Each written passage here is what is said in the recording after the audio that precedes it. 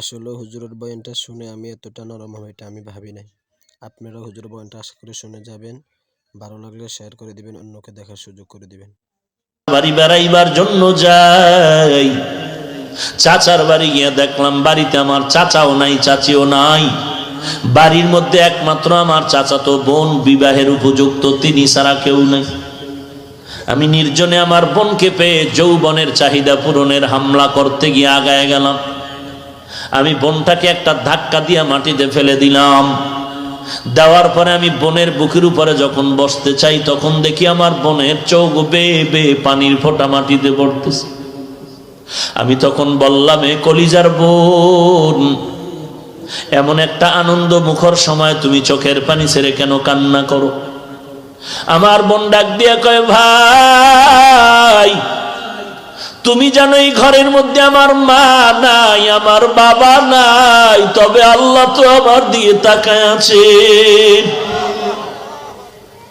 আমার এই বয়স পর্যন্ত কেউ একটা চরিত্রের কলঙ্কের দাগ আমার শরীরে বসাতে পারে নাই।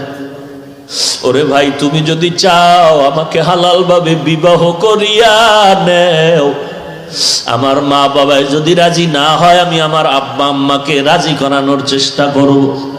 তারপরও তোমার পায়ে ধরে বলি, তুমি আমার জীবনটারে নষ্ট করিও না, আমার জীবনের মধ্যে কলঙ্কের দাগ বসায়ও না। যুবক কান্না করে বলেন, মালিক। তখন আমার বোনের কান্না দেখি আমার দিলটাও নরম হয়ে গেল। আমিও হাসরের ময়দানের কঠিন বিচারের ভয় অন্তরে ঢুকলো। ও আল্লাহ, তোমার ভয়, আমি আমার বোনকে নিরাপদে ছেড়ে দিলাম। আমি আর গুনাহের দিকে যাই নাই। ও আল্লাহ, আমার যদি এই কাজটা যদি তোমার পছন্দ হয়, মেহেরবানি করে গর্তের থেকে পাথরটা সরায়া দাও। যুবক কান্না করে দোয়া করা মাত্র পাথরের 3 ভাগের 2 ভাগ সরে গেল। 3 নাম্বার যুবক হাত উঁচু করে দোয়া করে, আল্লাহ আমার মতো গুনাহগারের জমিনে কেউ নাই, তবে জীবনে একটা ভালো কাজ আমি করেছি। আমার মনে হয় আমি ঘরের মধ্যে বড় গরিব, মানুষের বাড়ি কাজ না করলে আমার ঘরের চুলায় আগুন জ্বলতো না।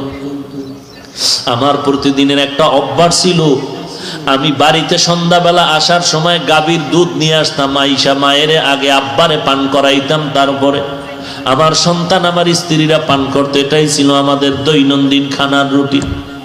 একদিন রাতের বেলা সন্ধ্যা আসতে পারি না, আসতে দেরি হয়ে গেল। রাতের গভীরে আইসা দেখি আমার বুড়া মা, আমার বাবায় ঘুমায়, আর ওদিকে আমার বাচ্চাগুলো আমার অপেক্ষা আছে, কখন বাবাজান খানা নিয়ে আসবে, তারপরে খানা খাবো।